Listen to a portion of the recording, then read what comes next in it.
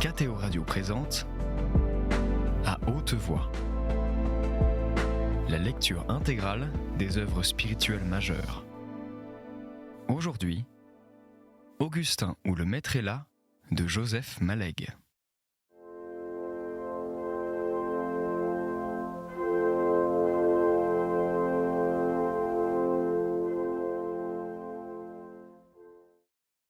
Le bruit de la course changeait de timbre. Une vitesse frénétique perçait les gares. Des immobilités d'hommes et de mâles volaient en sens inverse, avec des lettres en bleu qu'on n'avait pas le temps de changer en noms de ville, aussitôt rejetés derrière l'épaule, comme des noyaux de fruits mangés.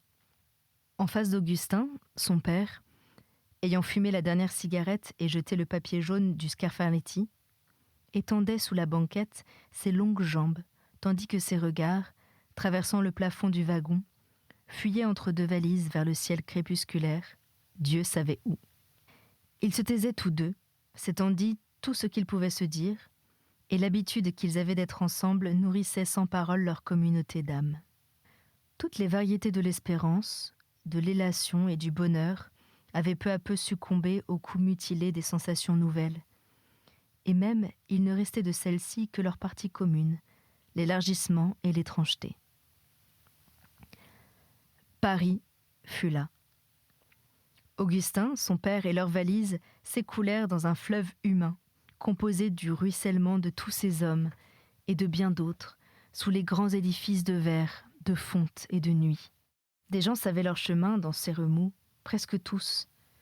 Quelques-uns d'une sécurité inerte, des porteurs chargés de très belles valises, au nom d'hôtels d'Italie ou d'Égypte. Les messieurs propriétaires des valises le savaient aussi, d'une indolente science, partie infime de la notion beaucoup plus vaste des grands parcours internationaux.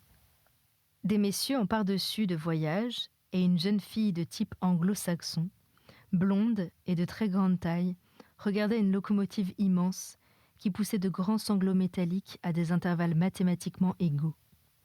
Augustin s'aperçut qu'il remorquait, sans qu'il sût pourquoi, ce petit incident perdu. Les conversations paternelles de la dernière demi-heure lui revinrent.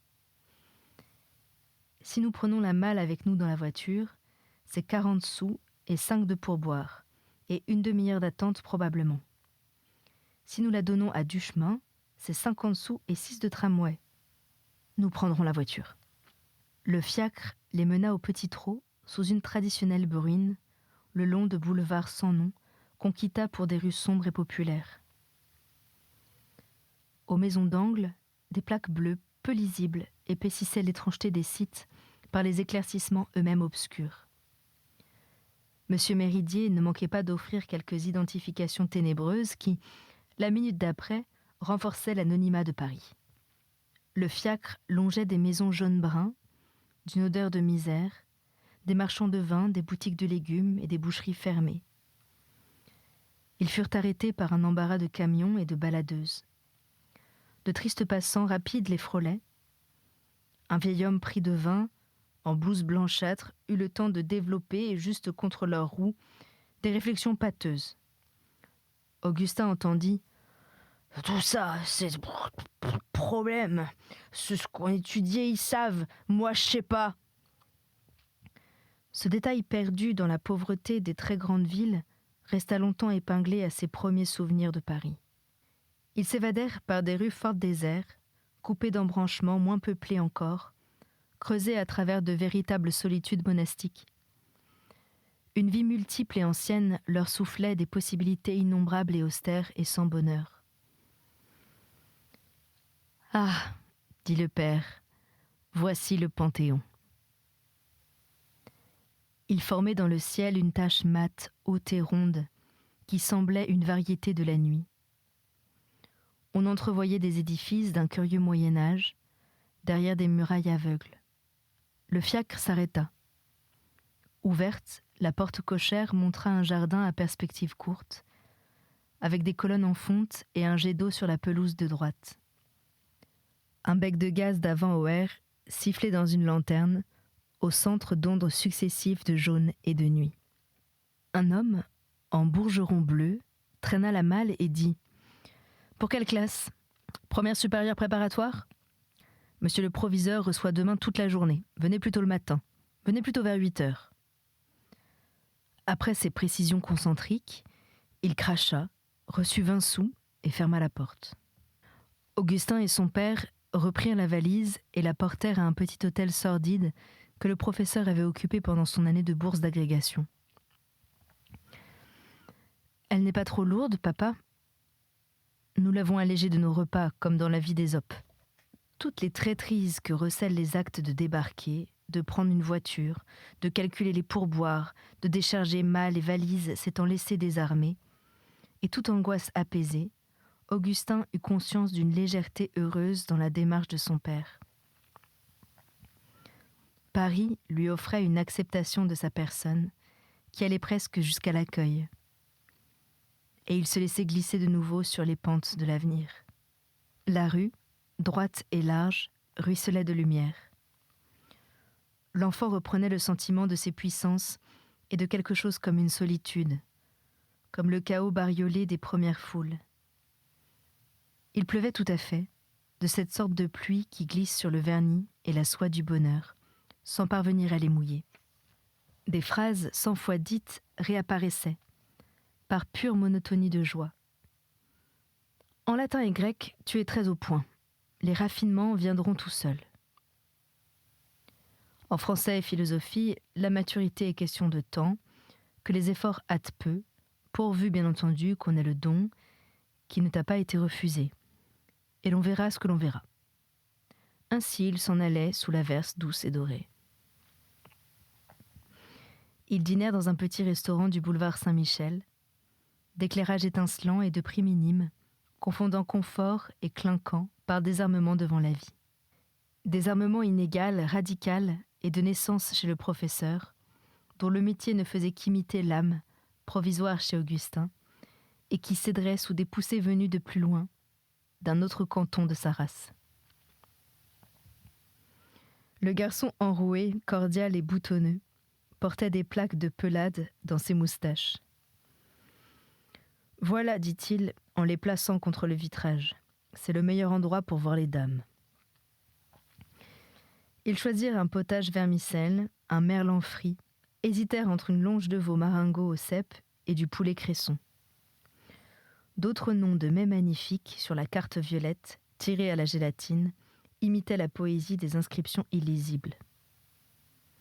À mesure qu'avançait le dîner, une déception tentait, sans grand succès, de mordre sur leur idéalisme.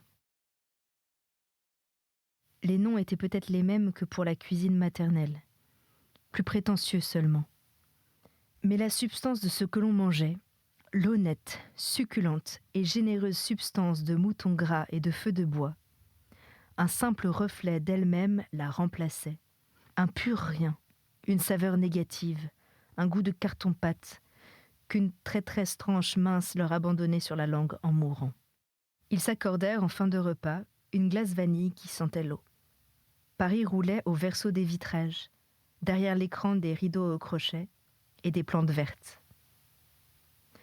Traversant un grondement continu, certains sons brutaux à cassure nette, timbres de tramway ou cornes de véhicules mécaniques, transportaient vers des régions inconnues quelques parties infinitésimales de la formidable vie. Ils refusèrent le café, versèrent 6 francs 30 dans les mains du garçon aux moustaches lacunaires et retrouvèrent dehors une pluie plus légère, sous laquelle ils s'enfurent jusqu'à l'hôtel. Le père manipulait un exemplaire nouveau de l'éternelle cigarette. Les souvenirs remontaient en foule du fond de son immatérielle jeunesse. Il en reconnut quelques-uns, au coin même de ce kiosque à journaux, qui leur faisait face, non loin d'un café célèbre. D'autres n'avaient pas assez de force pour dépasser les limbes intérieures. Il restait d'étranges petites choses molles, faites de résurgence et d'oubli, d'actuel et de passé. Le professeur appelait sa bourse d'agrégation. « Tu n'en auras pas besoin, tu auras mieux. »« Tu recevais combien, papa ?»« 120 francs par mois. J'en envoyais une trentaine à ta grand-mère, que tu n'as pas connue. C'était certainement la pauvreté. Ici, ce geste de distinction et de renoncement mêlé qu'Augustin connaissait trop. la grande pauvreté. Je n'ai pas rien, ni argent, ni événement. Il ne se passait rien dans ma vie. Ailleurs peut-être oui, mais dans ma vie non. Une fois par semaine, le samedi ou le lundi, je me rappelle plus. À cause du feuilleton dramatique, j'achetais le journal des débats, un numéro de couleur rose. Je n'allais pas au théâtre autrement. Aussi la vie parisienne m'a-t-elle toujours semblé de consistance théâtrale et de teinte rose. C'est tout ce que j'ai su d'elle. Mais l'Antiquité me donnait mes revanches. Le renouvellement des études historiques ne datait pas de si loin que nous n'en goûtions encore la fraîcheur. C'était la fin du temps de Fustel, celui de Gaston Paris, celui de Boissier. J'ai regretté, continuait-il, d'avoir été reçu dès ma seconde année, trop tôt. À 50 mètres d'ici, pourrissaient les baraques Mangerson, véritable zone de fortifs, dans les restes de l'ancienne Sorbonne. Le latiniste Riemann y professait. Il est mort en Suisse, d'un accident de montagne.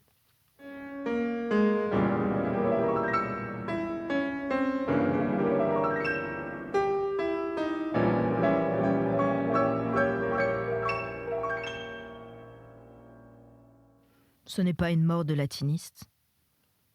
Je lui dois infiniment. J'aimerais revoir avec toi ces baraquements, mais eux aussi ne sont plus. Ils durent emprunter un instant, à cause de la pluie, l'abri d'une tente de café.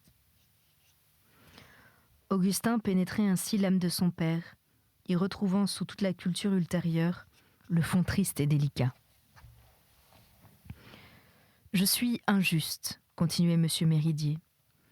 Je garde aussi, envers Paul Desjardins, une grande dette profonde.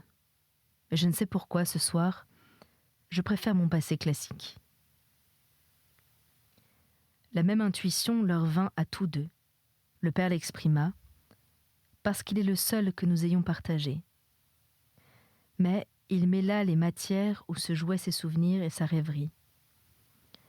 J'aimerais savoir ce que fait ta mère en ce moment, au milieu de quelle besogne elle se débat en pensant à nous. Puis une émotion tout à fait imprévue. Quel que soit le temps qui me reste, tu seras là pour les petits. Et comme il voyait Augustin tout raidi de douleur subite, il ajouta d'un demi-sourire « J'espère que tu n'auras pas à le faire trop tôt. » Quand ils se réveillèrent le lendemain, dans la franche pluie des rentrées, le jour gris-jaune leur montra 2 lits d'un affreux acajou, des dessus de lit en dentelle pourrissante et un baldaquin du temps de Balzac. La chambre sentait une mince odeur bizarre et inexplicablement fade. Ils ouvrirent la fenêtre pour la chasser. Le spectacle, bien qu'Augustin le devinât banal et semblable à celui de tous les autres matins, leur parut triste, ce qu'il était, et de plus tout à fait particulier et spécial à ce jour, et tel qu'on ne pouvait vraiment le voir qu'une fois. Il faisait corps avec des impressions de rentrée, de séparation, de partie de vie révolue, et à quoi se mêlait la souffrance causée la veille au soir par les paroles de son père. Tout cela n'était ni plaisant ni douloureux, grave seulement, au-dessus du plaisir et de la douleur. Longtemps après, quand Augustin voulut retrouver cette maison, rien n'en restait. Disparu l'hôtel Borgne, charrié en de lointains et poussiéreux décombres, eux-mêmes dissipés dans les terrains des diverses banlieues. 8 étages de meulière, de calcaire de Beauce et de ciment armé le remplaçaient. Ce côté est la partie noble de l'édifice. J'habitais par derrière, je te montrerai. Ils décidèrent d'explorer le revers. Ils s'y rendirent par des couloirs à carreaux rouges, sur lesquels respiraient des cabinets infermables. L'odeur ne venait pas de là, bien qu'elle crût à chaque pas. La chambre où nous avons couché coûtait 40 francs par mois. Celle que nous allons voir, 20 francs. Un garçon frisé, au cou gras et trop blanc, granulé de petites vérolles, caressait le carreau rouge avec un manche à balai habillé de chiffon. Ils glissèrent la tête par l'ouverture des portes. « Vous pouvez entrer » fit le garçon frisé. Un haut mur strict barrait une courette à si courte distance que le garçon l'eût touché par la fenêtre. Un haut mur strict barrait une courette à si courte distance que le garçon l'eût touché par la fenêtre, avec le manche de son balai. Par-dessus le mur, des cimes d'arbres oscillaient dans un ciel jaune où couraient des vapeurs. « Le jardin des feuillantines », dit le père. « Celui d'Hugo. » Mais Augustin ne pensait qu'à l'odeur. On l'apercevait là, dans la pureté de l'état naissant, mêlée à rien d'autre. La poussière l'atténuait sans en changer l'essence, comme l'eau tempère le goût du vin. Doucereuse, repoussante, indescriptiblement sournoise et évoquant le bouge, elle s'atténuait pour reparaître. Si Augustin changeait de place, faisait un pas ou un geste, ou simplement y repensait. De consistance variable, tantôt mince et diluée, tantôt concentrée en empattement, d'épaisseur presque touchable, elle étalait dans l'arrière-gorge, au centre des nausées, une onctuosité narquoise, une sorte de crème infâme et permanente, de substance inconnue, d'une fadeur à s'évanouir. Mais enfin, qu'est-ce que ça sent ici ? Soit qu'il devinât des voyageurs de passage dont le séjour ne pouvait être abrégé par ce renseignement, ou qu'il y vit le moyen d'exprimer son mépris pour tous ceux qui, juchant à son propre échelon social, se faisaient néanmoins servir par lui, le garçon frisé, émit sans hésitation un diagnostic compétent et froid. Ça sent la punaise. Cela ne sentait pas ainsi autrefois, dit le père, pour autant qu'il me souvienne. Ça sentait un peu, dit le garçon frisé. Ça sent davantage depuis qu'il vient des Russes. C'était rudimentaire sans doute, continuait M. Méridier sans répondre, comme toute chambre à 20 francs. 35, rectifia le garçon. Augustin n'aurait jamais cru que son père pût descendre à cette bassesse sociale, où l'université laisse se dégrader les intellectuels pauvres. Perdu dans ses évocations gréco-latines, son père n'avait pas dû s'affecter beaucoup de cette horreur, ni peut-être même la sentir. Il fut entendu avec le proviseur qu'il entrerait en première supérieure préparatoire. Pourquoi se hâter ? La préparation avait aussi son rythme. Suivait des conseils de simple bon sens, pour lesquels le proviseur semblait quêter l'approbation de son père. Ils avaient l'air de 2 médecins consultants. Le vieux monsieur décoré, qui parlait à Augustin, regardait avec intérêt son maigre et sérieux visage. « Et puis, dit-il, changeant brusquement la conversation, pas d'excès de travail, n'est-ce pas ? Du sommeil, beaucoup de sommeil. Une veillée facultative existe. Je soulèverais mes internes, si je la supprimais. Je n'ai jamais vu les très bons élèves en avoir besoin. » Le premier feu de bois de l'année sifflait derrière leur dos. Un luxe administratif, rouge sombre et grenat, régnait dans la belle pièce grave. L'université imitait, quand il le fallait, la grande bourgeoisie. Ils s'en furent au Louvre, à Notre-Dame, et aussi, comme le père continuait à rechercher ardemment sa jeunesse, tournèrent autour de la bibliothèque Sainte-Geneviève. M. Méridier ne s'y trouvait plus. Augustin commençait de sentir autour de lui une force d'une complexité extrême, intellectuelle, économique, morale, pompant les sucs d'une immense histoire, escomptant d'infinis futurs. Quelque chose de sa vie intérieure grossissait, au fond de lui, à cette étonnante mesure, parce qu'il sentait le désir d'absorber le plus possible du contenu de cette force, tout l'art et toute la philosophie et toute l'histoire. Il avait besoin d'un précis rappel du bon sens calculateur qui fournissait les seconds moments de sa nature. J'ai dû chercher de l'eau. À la messe de Saint-Étienne-du-Mont, ils se tinrent debout près de la balustrade du fond. Peut-être le père désirait-il éviter les 4 sous de chaise. Loin du cœur, tenu au bout d'une longue laisse, l'esprit d'Augustin vagabondait. Un ouragan de distraction soufflait dans sa pensée. Jamais la clochette n'avait paru plus froide et plus lointaine, ni plus comble et plus confuse l'immensité de ses futurs. Un huissier à chaîne, vieillot, décoré d'une médaille inconnue, annonçait un prêtre quêteur à coups de canne sourd. Entre deux rêveries, Augustin pensa à Renan, le méprisa, fut hautain avec lui, décida que lorsque ses besognes scolaires seraient finies, eh bien, on verrait. Il subodora le retour de la fameuse question obsédante, celle de la vocation, celle de l'appel. Il remarqua la diction du vieux prêtre qui venait de prononcer en chair de très courtes paroles avec une articulation d'acteur. De cette froideur formaliste qui l'avait frappé dès le début de la messe, la cause était obvie.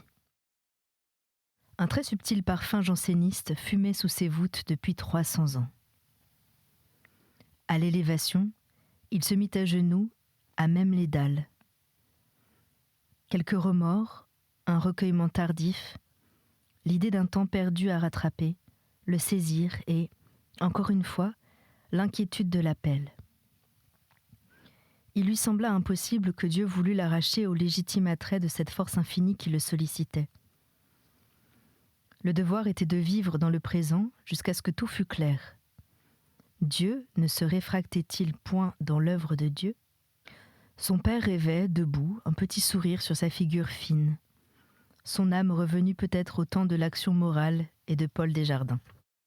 À mesure que s'avançaient les heures, leur sensibilité à l'un et à l'autre baissait d'éclat et de flamme, exactement comme le jour.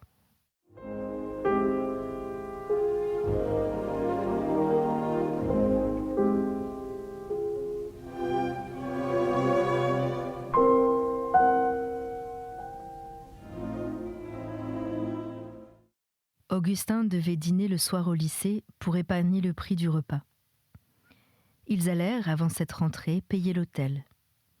Le père trouvant intolérable le retour à une chambre d'où son fils serait parti, il préféra prendre en main la petite valise provinciale en toile grise et ils la véhiculèrent ensemble autour de l'énorme Panthéon. Ils ne se parlèrent guère plus. Aucun mot n'aurait pu décharger la millième partie de ces minutes gonflées. Parfois se faisait jour, non pas un soupir, mais une respiration audible, coupée d'étranglements et de ressauts, comme une petite cataracte. Une seule espèce d'entretien, les détails matériels. « Et toi, papa, où dîneras-tu » Il trouverait, près de la gare, du pain et du jambon à acheter. « Et cette valise, comment la porteras-tu jusqu'au tramway » Il prendrait son temps. Augustin, raidi, tendu, se sentait pris dans un corset étroit. Il y avait bien un moyen qu'on pouvait essayer, le jeu des récitations factices, des mots qui parlent d'autre chose. Ille etiam caecos instare tumultus saepe monet. Penser intensément, cela pouvait provisoirement réussir. D'autres détails aussi servaient, le fiacre, l'odeur de punaise, et même « tout ça, c'est des problèmes ». À côté de lui, proie d'une bien autre détresse, M. Méridier marchait, soumis mais chaviré, toute son âme en débâcle, ses habitudes bien-aimées cassées et mortes. L'enfant qui sentait cela ne sentait pas tout. Il faussait l'âme de son père. Il la faisait étroite. On parle de l'amour paternel ou maternel ? Peuh ! Qu'est-ce que ce mot « amour » ? Bien trop ampoulé et étriqué à la fois pour dire le don total, détaillé, raffiné, dans chaque fibre et dans la masse, du cœur qu'un homme a fait molle et large, exprès pour que puissent s'y étirer à l'aise tous les mouvements de son enfant. À peu près tout ce qui restait valide de sa vie, le père le laisserait là, derrière la porte cochère de ce vieux lycée célèbre. Refoulé sur le trottoir, lui et la petite valise grise qu'il allait maintenant porter seul, son abandon matériel et moral serait palpable comme un corps. Bien sûr, il y avait, consolatrice, l'assurance que le petit ferait ce qu'il n'avait su faire lui, le pauvre homme. Bien sûr aussi, il restait ses autres enfants, mais que voulez-vous ? Cet amour a ceci de particulier qu'il foisonne autour d'un fils comme s'il existait seul. Et celui-là était le confident, l'intellectuellement, l'intimement préféré. C'est plus tard qu'Augustin comprit ces choses, dans le détail des reconstitutions posthumes. Sur le moment, il ne sentit rien que le tendre et sauvage baiser d'une moustache mouillée. Le camarade en uniforme qui le guidait coupa court à toute explication d'état civil scolaire. « T'es en Cagne ? Moi aussi. » Il lui précisait la topographie nocturne.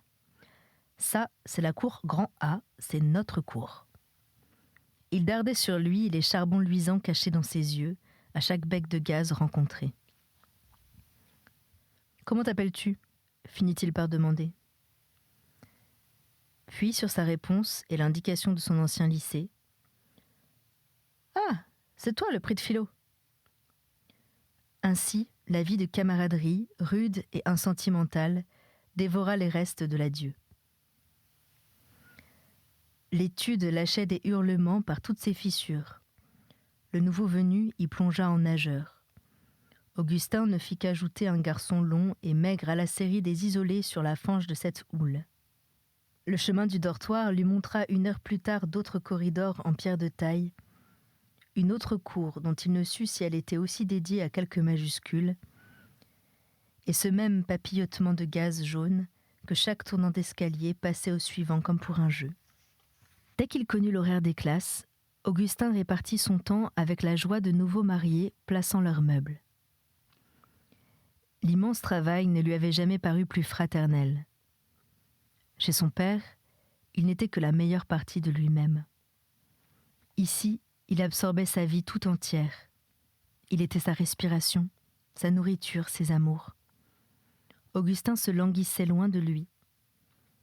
L'acquis grandissait automatiquement, tout seul, comme une fortune de millionnaire, et les professeurs étaient les comptables. La grammaire grecque de Coche, elle-même, engendrait de la joie. Augustin eut la chance d'en trouver une, d'occasion, pour 3,75 francs à un étalage de la rue Cujas. L'exemplaire sentait la poussière et l'anisette. Mais rien n'en marquait sur les beaux mots grecs en marbre jauni. Dans la prose, dans les vers où ils se trouvaient enchâssés, ils respiraient comme des statues sacrées auxquelles ils eussent appartenu. C'était À haute voix, une émission de KTO Radio. Aujourd'hui, Augustin ou le maître est là de Joseph Malègue. Lecture, Anne-Céline Pellarini. Captation et réalisation, Aymeric Plouminec et Thibaut Dagalier. Une émission disponible en podcast sur ktoradio.com et sur l'application KTO Radio.